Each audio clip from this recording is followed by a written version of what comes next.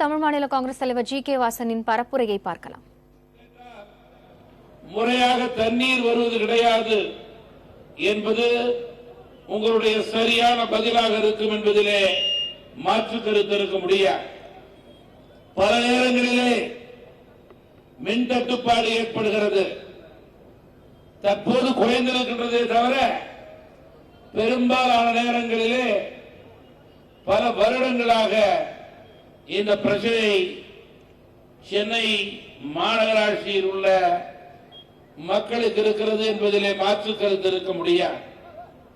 மேலும் நண்பர்களே, மழை வெள்ளம் போன்ற காலங்களிலே சாதாரண மக்கள், குடிசை வீட்டிலே இருப்பவர்கள் மட்டுமல்லாமல் வசதி வாய்ந்தவர்கள், மாளிகையிலே இருப்பவர்கள் கூட எந்த அளவுக்கு இந்த முறை கஷ்டத்திற்கு உள்ளானீர்கள் என்பதை நாடு நன்கு அறியும்.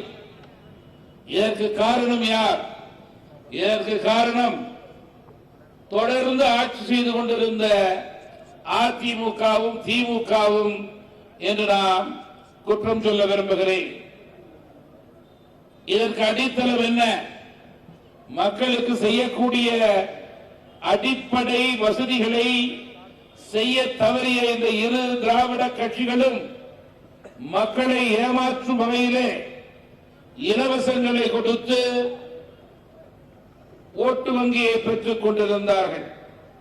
லட்சக்கணக்கிலே இலவசங்களை உங்களுக்கு கொடுத்து மறுபுறம் கோடிக்கணக்கிலே அதிலிருந்து உங்களுடைய வரி பணத்தை சுருட்டியவர்களாக திமுகவும் அதிமுகவும் செயல்பட்டதை யாரும் மறக்க முடியாது. இந்த நிலை மாற வேண்டும். இந்த நிலை மாற வேண்டும் என்றால் வாக்காளர்களாக உங்களிடம் மனமாற்றம் வேண்டும். மனமாற்றம் ஏற்பட்டால் ஆட்சி மாற்றம் ஏற்படும் என்பதிலே யாருக்கும் கருத்து வேறுபாடு இருக்க முடியாது. ஆட்சி மாற்றம் என்றால் அதிகார பகிர்வு. அதிகார பகிர்வு என்றால் இனிமேல் தமிழகத்திலே சர்வதிகார ஆட்சி இருக்கக்கூடாது, குடும்ப ஆட்சி இருக்கக்கூடாது.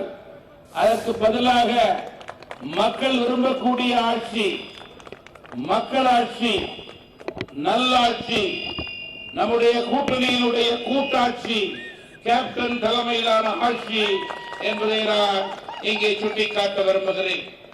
அத்தகைய நல்ல நிலையை திருவொற்றியூர் சட்டமன்ற தொகுதியினுடைய வாக்காளர்கள் ஏற்படுத்தி நம்முடைய ஏவி ஆர்வம் அவர்களை அதிக வாக்கு வித்தியாசத்திலே நீங்கள் வெற்றி பெற வைக்கக்கூடிய நல்ல நிலையை ஏற்படுத்தினால் நீண்ட காலமாக நடைபெற்று வரும் மாட்டு மந்தை ரயில்வே மேம்பால பணி உடனடியாக புதிய ஆட்சியின் கீழ் முடித்து தரப்படும். மேம்பால பணி தாமதமானாலும் மணலில் செல்லும் மக்கள் பல கிலோமீட்டர் தூரம் செல்ல வேண்டிய கட்டாய நிலை. மேம்பாலம் நடைபெறும் பகுதியிலே வியாபாரிகள் வியாபாரம் இல்லாமல் கஷ்டமான சூழலிலே இருக்கிறார்கள். அதற்கு நடவடிக்கை எடுப்போம்.